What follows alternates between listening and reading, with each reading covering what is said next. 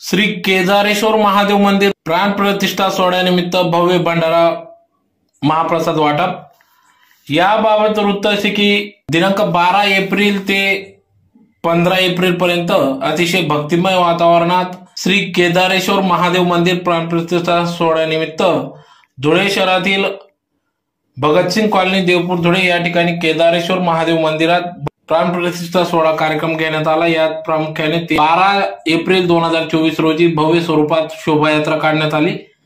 13 तारखेला 9 ते 6 वाजेपर्यंत विविध धार्मिक कार्यक्रमांचे आयोजन करण्यात आले। त्याचबरोबर 14 तारखेला देखील 9 ते 6 वाजेपर्यंत विविध धार्मिक कार्यक्रमांचे आयोजन करण्यात आले।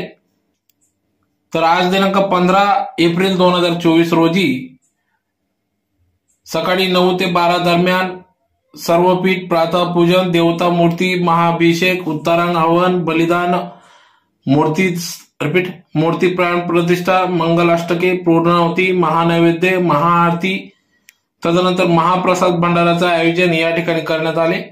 तर सायंकाळी 6 ते 10 दरम्यान सदर महाप्रसाद भंडारा वाटप करण्यात आला। या कार्यक्रमाप्रसंगी या ठिकाणी डॉक्टर राहुल भांबरे सपत्नीक पूजा करून महाआरती करण्यात आली।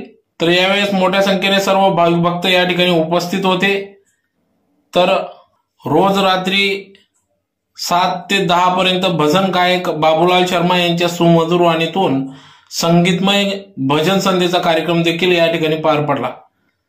तर कार्यक्रमाचे आयोजन सुबोध पाटील, सौ रत्ना सुबोध पाटील यांच्यासह शिवशाही मित्रमंडळ, भगतसिंग कॉलनी, बाल स्वरूप हनुमान मित्रमंडळ, ऑडिटर कॉलनी, भोईराज मित्रमंडळ, शिवनेरी मित्रमंडळ, विटावट्टी जय बोले मित्रमंडळ, गणेश मित्रमंडळ, युगल अकॅडमी, एसएसपीएस बॉईज, इच्छापूर्ती गणेश मित्रमंडळ, घोगेनगर, शहीद भगतसिंग चौक, आनंद नगर, भोई सोसायटी, सदाशिव नगर, दुर्गा माता मित्रमंडळ, शिवशाही महिला ग्रुप, छत्रपती संभाजी मित्रमंडळ आदींचे या कार्यक्रमासाठी सहकार्य लाभले। तर मोठ्या संख्येने भाविक भक्तांनी या ठिकाणी या भक्तिमय वातावरणात महादेव मंदिर प्राण प्रतिष्ठा सोहळ्यानिमित्त विविध धार्मिक कार्यक्रमांचा लाभ घेतला। तर आज देखील भव्य महाप्रसाद भंडाराचा लाभ घेतला। तर सुबोध पाटील या ठिकाणी अनेक विविध विकास कामांसाठी निधी आणून या प्रभागात काम करीत असून त्यांच्या या कार्याबद्दल या ठिकाणी त्यांचा भव्य असा सत्कार देखील नागरी सत्कार करण्यात आला। यावेळेस अनेक मान्यवरांनी सुबोध पाटील यांच्या कार्याबद्दल त्यांचे आभार व्यक्त केले। श्री केदारेश्वर महादेव मंदिराच्या प्राणप्रतिष्ठेला आम्हाला इकडे बोलवून आमचा सत्कार केल्याबद्दल सर्वांना खूप खूप धन्यवाद। बाबांना इकडे स्वतः जातीनं यायचं होतं, पण काही कारणास्तव त्यांना येता आलं नाही, म्हणून त्यांच्या वतीनं आम्ही दोघं आलेलो आहोत। मला सरांनी सांगितलेलं होतं इकडची जागा आधी कशी होती आणि सुबोध दादांनी इकडचं कसं पूर्णपणे कायापालट केलेलं आहे आणि एवढं सुंदर असं केदारेश्वर महादेव मंदिर इथे उभारलेलं आहे। एवढं छान वातावरण इकडे तयार झालेलं आहे, भक्तिमय, आनंदी, उत्साहाचं।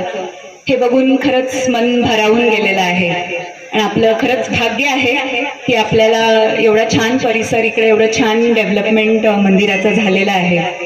या सुंदर अशा मंदिराच्या आणि देवाच्या मूर्तीच्या प्राण प्रतिष्ठेसाठी शिवशाही ग्रुपचं खूप खूप अभिनंदन।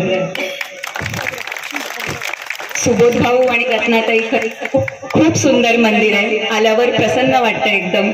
खूप भक्तिमय असं वातावरण झालेलं आहे। तुम्हा सर्वांचं अभिनंदन, थँक्यू। जी आपली टक्केवारी येते तुम्ही बघा, अत्यंत शोकांतिका आहे धुळे शहरात। मागच्या वेळेस 26% मतदान झालेलं आहे आपल्या हिंदू लोकांचं आणि म्हणून आज आपल्याकडे परिस्थिती तुम्हाला सगळ्यांनाच माहिती, मला बोलायची गरज नाही।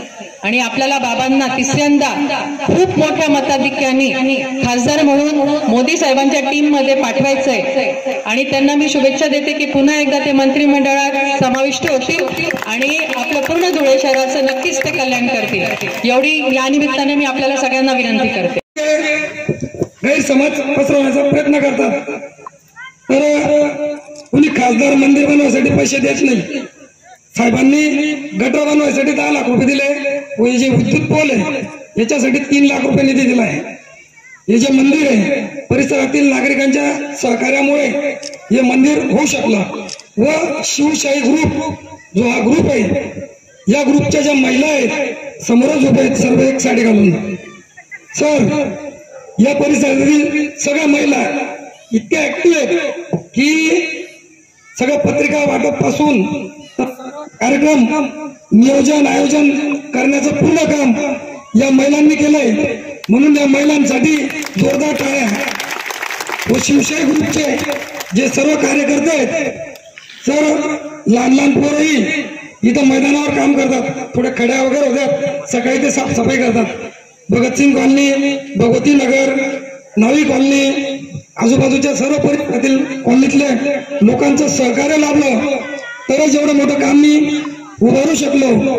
व माझ्या पाठीशी, माझ्या डोक्यावर आदरणीय खासदार सुभाषजी भामरे साहेब यांचा आशीर्वाद असल्या कारणानेच हे काम मी करू शकलोय. व यापुढेही खासदारांचा माझ्या डोक्यावर सतत असा हात राहील हेच मी सांगू इच्छितो. आणि महाप्रसाद आयोजन केलेलं आहे. आजच्या या महादेव मंदिराच्या महाआरतीला माननीय डॉक्टर सुभाषजी भामरे यांचे चिरंजीव राहुलजी भामरे आणि सौ अनुराधा आराधना राहुल भामरे यांच्या शुभ हस्ते या महाआरतीला इथे सुरुवात झाली आहे. आणि या मंदिराची संकल्पना आमचे सुबोधभाऊ पाटील आणि सौ रत्नाताई सुबोध पाटील यांच्या संयुक्त विद्यमाने या मंदिराची स्थापना करण्यात आली आहे. हे प्रथम वर्ष आहे महादेव मंदिराचं. आणि आमच्या या मंदिराला शिवशाही ग्रुप तसेच कॉलनी परिसरातील अनेक भाविकांनी या मंदिरासाठी मदत केलेली आहे आणि भव्य मंदिराची इथे उभारणी करण्यात आलेली आहे. त्याबद्दल मी आलेल्या सर्व भाविकांचं केदारेश्वर महादेव मंदिर आणि शिवशाही ग्रुप तर्फे सहर्ष स्वागत करीत आहे. आणि ही संकल्पना आमच्या सुबोधभाऊ पाटील यांच्या संकल्पनेतून इथे साकारण्यात आलेली आहे. असं सहकार्य आमच्या मंडळाला या परिसरातील नागरिकांनी ठेवायचं आहे याची शिवचरणी प्रार्थना करतो. धन्यवाद.